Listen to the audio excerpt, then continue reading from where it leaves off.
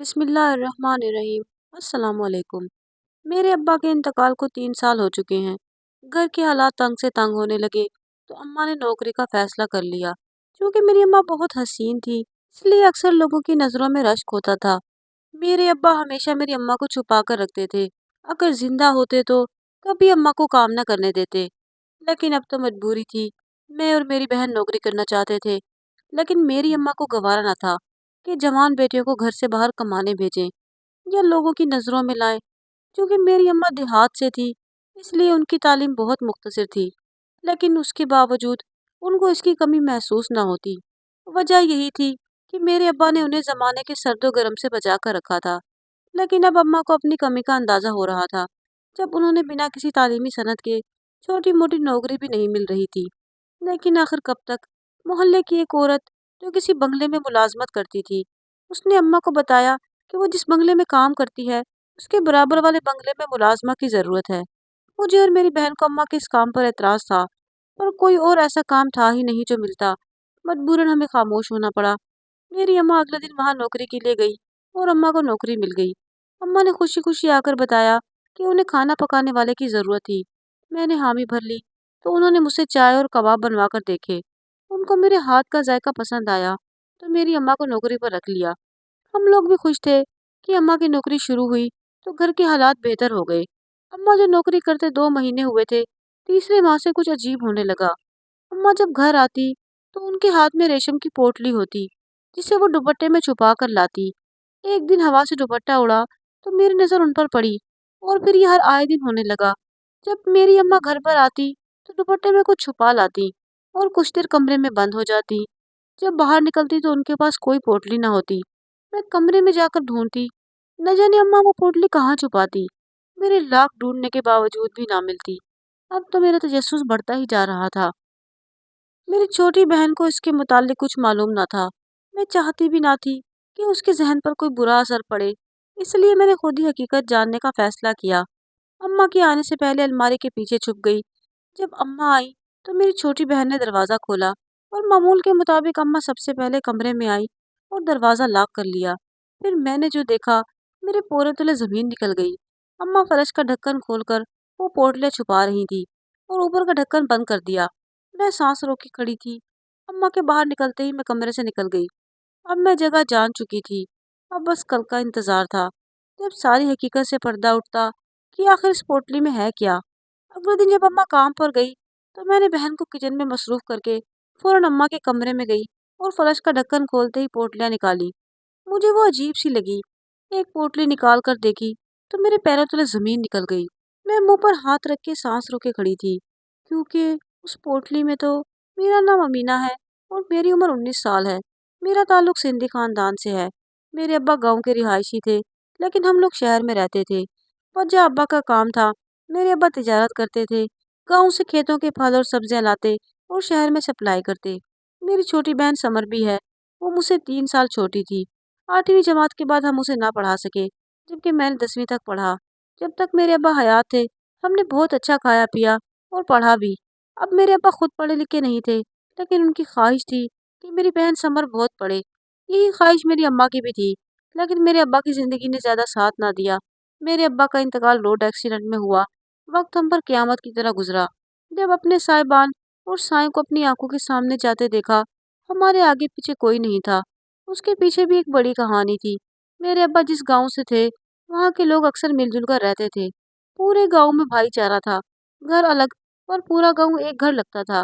جبکہ اماں مخالف گاؤں سے تھی جن سے ان گاؤں کا قطع تعلق تھا۔ لیکن ایک دن میلے میں ابا نے اماں کو دیکھا تو ان سے شدید محبت میں گرفتار ہو گئے۔ اماں کے پیچھے وہ دوسرے گاؤں تک پہنچ گئے۔ اس بات کی خبر اماں کو بھی بخوبی تھی، اس لیے وہ روز میلے میں آنے لگی اور ابا بھی روز میلے میں جانے لگے۔ دونوں ایک دوسرے کی محبت میں شمار ہو گئے۔ میری اماں کو میرے ابا کی سمجھداری والی باتیں اور نرم دلی کی وجہ سے پسند آ گئی، اور ابا کو ان کے حسن کی وجہ سے میری اماں گاؤں کی سب سے خوبصورت لڑکی لگتی۔ یہی وجہ تھی کہ گاؤں کے سرپنچ کے بیٹے کا ان کے لیے رشتہ آیا، جسے میری اماں کے انکار کے باوجود میرے نانا نے قبول کر لیا۔ اور جب اماں نے انکار کیا تو اماں کی ایک نہ سنی، اور جب اماں نے یہ بتایا کہ وہ کسی اور کو پسند کرتی ہے تو نانا نے اسے بہت مارا۔ یہ بات ابا کو پتہ چلی تو ان سے برداشت نہ ہوا۔ उन्होंने दादा दादी से इस रिश्ते के मुतालिक बात की तो उन्होंने भी साफ इनकार कर दिया कि अब्बा की शादी गांव की ही किसी लड़की से होगी। बेशक अब्बा जिसे चाहे पसंद कर ले। और अब्बा पर तो अम्मा की मोहब्बत का ऐसा खुमार था कि अब्बा ने एक ना मानी, सिर्फ अम्मा से शादी की जिद रखी।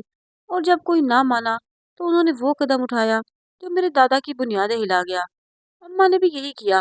वो नाना की पसंद से नहीं करना चाहती थी और अपनी मोहब्बत में इस हद तक आगे निकली कि पलटने की गुंजाइश न थी। फिर मेरे अम्मा अब्बा ने भागकर शादी कर ली।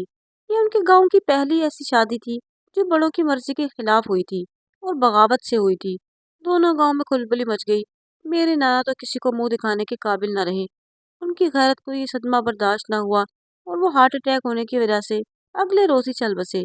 अब्बा ये सोचते कि अम्मा को अपने साथ गांव लेकर गए उनके अब्बा थोड़ी डांट फटकार के बाद कबूल कर लेंगे, पर ऐसा ना हुआ।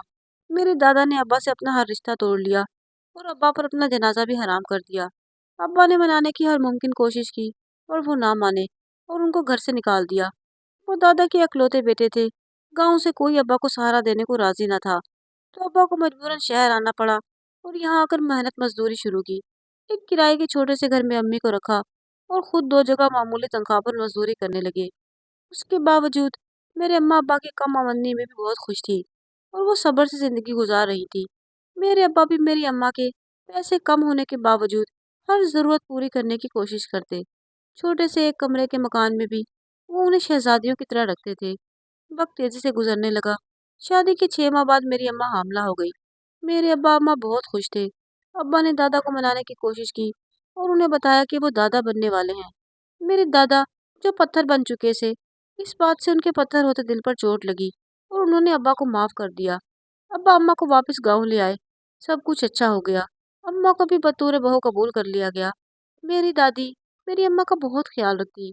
गांव लौट जाने की वजह से हालात बेहतर हो गए। अम्मा की गिजा भी अच्छी हो गई। सब कुछ ठीक हो गया। लेकिन जल्द ही ये खुशियां पानी फेर गई जब मेरी अम्मा ने एक मुर्दा लड़के को जन्म दिया। ये गम मेरे दादा दादी को बहुत लगा। किसी ने कहा बहू को गांव की हवा रास नहीं आई। हम लोग वापस शहर आ गए, लेकिन मेरे अब्बा ने खेत मेरे नाम कर दिए और वो मेरे अब्बा से राजी हो गए थे। अब्बा गांव से अनाज लाते और उसे शहर में सप्लाई करते। देखते ही देखते तरक्की हो गई और अब्बा ने अपना एक छोटा मगर खूबसूरत घर शहर में बना लिया। अम्मा एक बार फिर हामला थी, लेकिन वो गांव नहीं गई। मेरे दादा इस वक्त भी खुश थे, लेकिन उनकी खुशी एक बार फिर पानी हो गई जब वारिस की जगह उनको बेटी होने पर मेरे पैदा होने की नवीद मिली। मेरे अब्बा गांव ले जाना चाहते थे, पर अम्मा ने मना कर दिया कि उन्हें गांव की हवा रास नहीं और वो कोई नुकसान नहीं बर्दाश्त कर सकती। अब्बा ने फोर्स ना किया। देखते ही देखते 3 साल गुजर गए और मेरी बहन भी पैदा हो गई। सब ठीक था। हम अच्छे स्कूल में पढ़ रहे थे, लेकिन फिर अब्बा गुजर गए। जब हम अब्बा के इंतकाल के बाद गांव आए तो दादा ने साफ कह दिया उनका बेटा नहीं रहा तो हम उनके कुछ नहीं लगते। अगर वारिस होता तो शायद वो कबूल कर लेते, लेकिन अब नहीं। मेरी अम्मा ने बहुत मिन्नतें की कि हम कहाँ जाएंगे, हम तो बेसहारा हैं, पर दादा ने हमें कबूल ना किया। और फिर सबसे बड़ा सदमा हमें उस वक्त लगा जब उन्होंने अब्बा के नाम की ज़मीनें हमसे वापस छीन ली। अम्मा हमें लेकर डर गई। अगर वो अपने मैके गई तो वो लोग गैरत के नाम पर हमें नुकसान न पहुंचाएं। इसलिए वो वापस शहर आ गई और अपने घर में रहने लगी। हम तो बाहर ना निकलते थे। अम्मा हमें घर में कैद करके रखती थी। लेकिन अगर कभी अम्मा के साथ बाहर जाते तो लोग उनको घूर घूर कर देखते, उनके गुजरने पर बातें करते। शायद जिनके साहिबा नहीं होते उनके साथ ऐसा ही होता है, लेकिन ऐसा कब तक चलता। कोई हमदर्दी में भी किसी का खर्चा नहीं उठाता और हमारे साथ भी यही हो रहा था। फाके की नौबत आ जाती और फिर अम्मा उनको काम पर जाना ही पड़ता। जब वो नौकरी तलाश कर रही थी तो हमें मालूम था उन्हें नौकरानी टाइप ही नौकरी मिलेगी, क्योंकि उनके पास कोई इलम या हुनर तो था नहीं। और हुआ भी यही। लेकिन अम्मा की तनख्वाह इतनी थी कि घर अच्छे से चलने लगा, क्योंकि हमारा तो कोई खर्चा था ही नहीं। लेकिन जब से पोटली का चक्कर शुरू हुआ मुझे यकीन था मेरी अम्मा कुछ गलत कर रही हैं, जो नुकसानदेह भी हो सकता है। और हुआ भी यही। काफ़ी देर तो मैं अपने पाँव पर खड़ी ना हो सकी, क्योंकि जो चीज़ मैंने पोटली में देखी वो मेरे असाब चटका गई। मैंने फैसला किया कि मैं इस मुतालिक साफ साफ अम्मा से पूछूंगी और उनसे कहूंगी कि मुझे सच सच सारी हकीकत बताएं। मैंने वो पोटली वापस अंदर डाल दी और अम्मा का इंतज़ार करने लगी। लेकिन जब से वो पोटली खोल कर देखी थी मेरा दिल बुरी तरह डर रहा था और खौफ से मेरे हाथ पांव भी कांप रहे थे। मुझे बेतहाशा रोना आता। ये सोच सोच कर मेरी अम्मा ये सब क्या कर रही है, इससे बेहतर तो हम फाके में मर जाते। शाम तले अम्मा आई तो रोज की तरह कमरे में चली गई, लेकिन दरवाजा राख ना किया। आज उनके हाथ में फिर कुछ था। जब मैं सारी हकीकत जान ही गई थी तो इस चूहे बिल्ली के खेल से अब पर्दा उठाना ही था।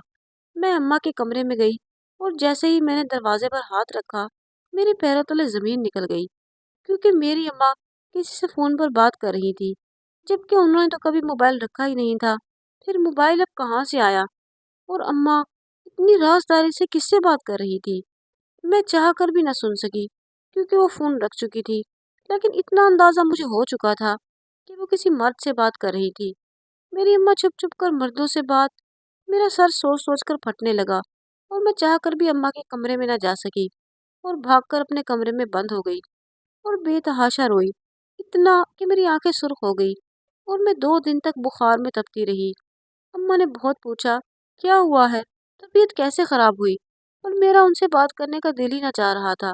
मेरा बस शिद्दत से ये दिल चाह रहा था कि मैं अभी अपने अब्बा के पास चले जाऊं। 2 दिन बाद मेरी तबीयत ठीक हो गई, लेकिन मेरा मिजाज पहले से ज्यादा तल्ख हो गया। मेरे दिल में अजीब सा सदपन छा गया। अगर मेरी अम्मा मुझे मुखातिब करती तो मेरा जवाब देने का भी दिल न करता। वो मुझे कोई नसीहत करती तो मैं एक कान से सुनकर दूसरे कान से निकाल देती।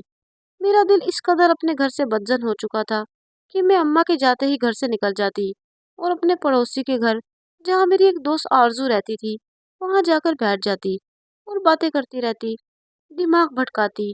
कामकाज करने के बाद मेरी बहन भी आ जाती और हम छत पर बैठकर घंटों बातें करते। एक दिन अम्मा ने देख लिया और खूब बातें सुनाई और डांटा कि मैं घर से क्यों निकलती हूँ।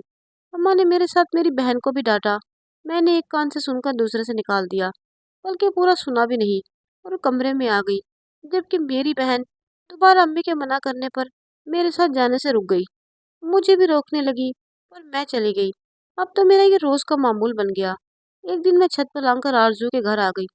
आरजू को आवाजें लगाने ही लगी थी कि अंदर से आती आवाजों ने मेरे कदम जकड़ लिए और मेरे लिए खड़ा होना महाल हो गया। हलक में गोया आंसुओं का गोला अटक गया। अंदर आरजू की अम्मा उस पर गुस्सा कर रही थी और उस पर चिल्लाते हुए बोल रही थी कि कितनी बार मना किया है मैंने, अमीना के साथ मत रहा करो, मत बैठा करो उसके साथ, पर तुझे समझ ही नहीं आती।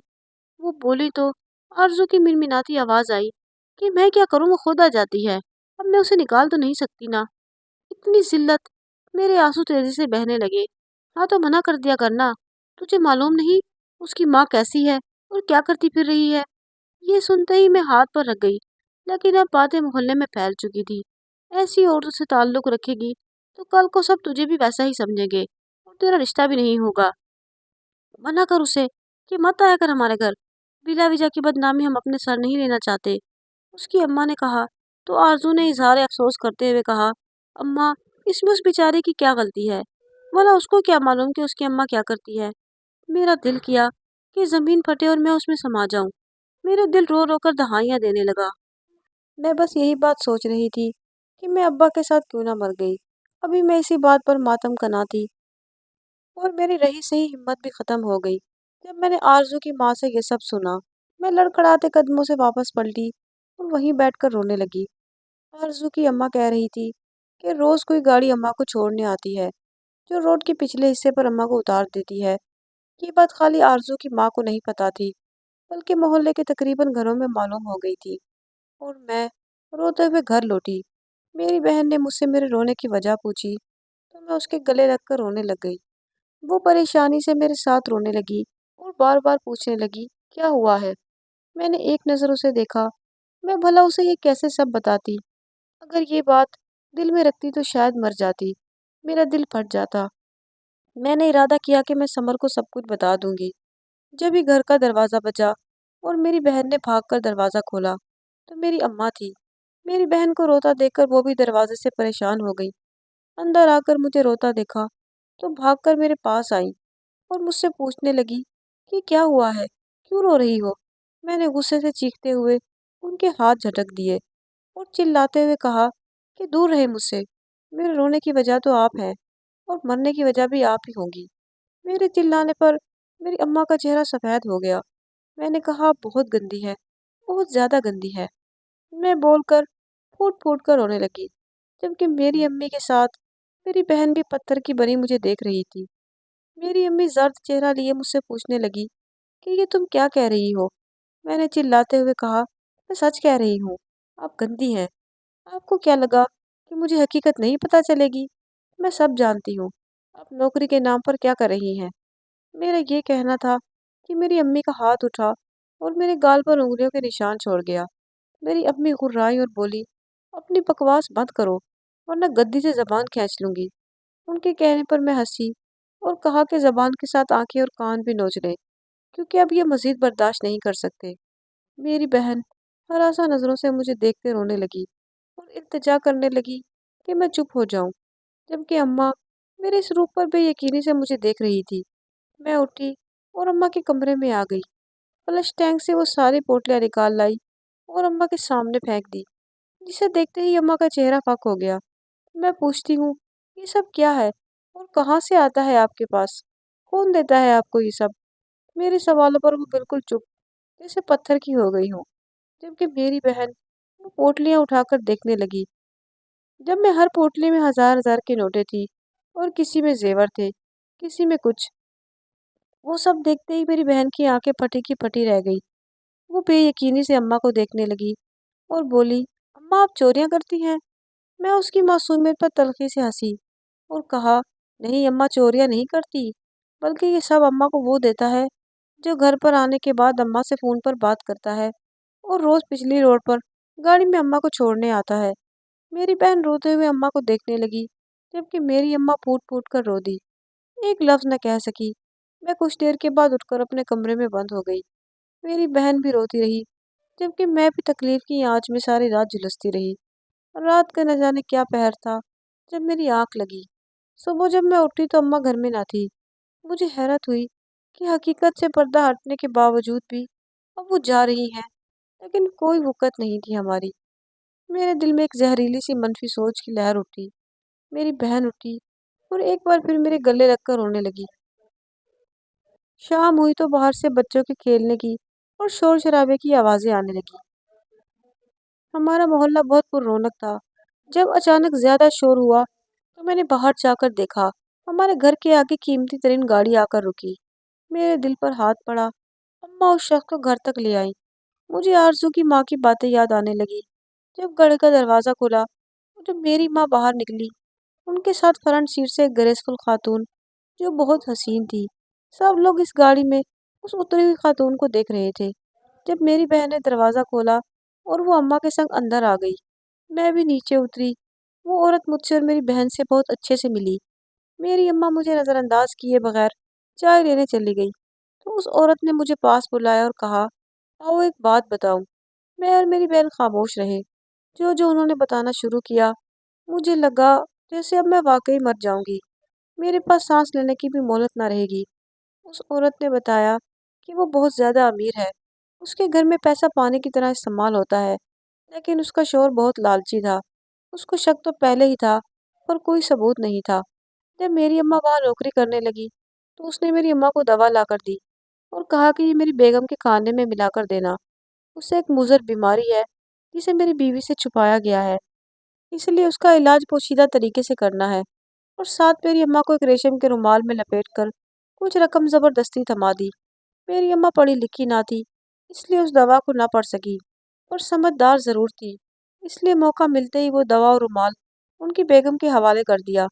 وہ کافی دیر تک اماں کو دیکھتی رہی، پھر بولی کہ تم یہ دوا میرے کھانے میں نہیں ملاؤ گی، پر میرے شوہر کو بولو گی کہ تم ملاتی رہی ہو، اور وہ کچھ دے تو اسے خاموشی سے اپنے پاس رکھ لینا۔ مجھے کوئی بیماری نہ تھی، جبکہ ان کا شوہر میری اماں کو لالچ دے کر ان سے یہ کام کرواتا تھا۔ وہ سلو پوائزن تھا، اور مجھے مارنے کے بعد وہ ساری جائیداد ان کے نام ہو جاتی، پر اماں نے اس کا ساتھ نہ دیا، صرف مالکم کے کہنے پر ڈرامہ کیا، اور روز انہیں ان کا لالچی شوہر ہی اماں کو چھوڑ کر گیا تھا تاکہ تفصیلات ہر بات کی خبر لے سکے، کیونکہ اگر اماں میں بات کرتا تو شک ہو جاتا، جبکہ وہ فون اماں کو ان کی مالکن نے دیا تھا تاکہ وہ ان کی خبر لے سکے۔ یہ سب سنتے ہی میرا دماغ معاف ہو گیا، جبکہ میری اماں باہر آئی اور میری بہن ان سے لپٹ کر رونے لگی، کہنے لگی، مجھے تو یقین تھا کہ آپ کچھ غلط نہیں کر سکتی، लेकिन मेरी हिम्मत ना हुई कि मैं निगाह भी उठा सकूं। वो औरत ने बताया कि उनके प्लान में कामयाब हो गया हूँ, लेकिन जो कुछ मेरी अम्मा पर मैंने तोहमत लगाई, अल्लाह मुझसे राजी नहीं होगा। मैं रोने लगी पर कुछ ना बोली। वो औरत वो सब कुछ अम्मा को दे गई जो उसके शोहर ने अम्मा को दिया था तो वो औरत सब कुछ साफ कह चुकी थी। इस बात को 1 महीना गुजर गया। मेरी अम्मा मेरे साथ भी ठीक है, लेकिन मेरी अब तक उनसे माफ़ी मांगने की हिम्मत ना हुई। और किस मुंह से माफ़ी मांगूं? मैं तो रात को सो भी नहीं सकती। मैं पूरी पूरी रात रोती हूँ। जो मेरी अम्मा देखती हैं पर मुझे माफ़ नहीं करती। शायद उन्हें करना भी नहीं चाहिए, क्योंकि मैंने काम ही ऐसा किया है। प्यारे लोगों, माँ अगर गलत भी हो तो आगे से बोलने का हुक्म नहीं है। मैं गलती मैंने की थी और आप वो लोग कभी नहीं करिएगा। माँ बाप का दिल दुखाने वाला हमेशा जहन्नुमी है। मुझे उम्मीद है कि आपको ये कहानी ज़रूर अच्छी लगी होगी। कहानी अच्छी लगी हो तो मेरे चैनल सिद्रा की कहानियाँ को ज़रूर सब्सक्राइब करें।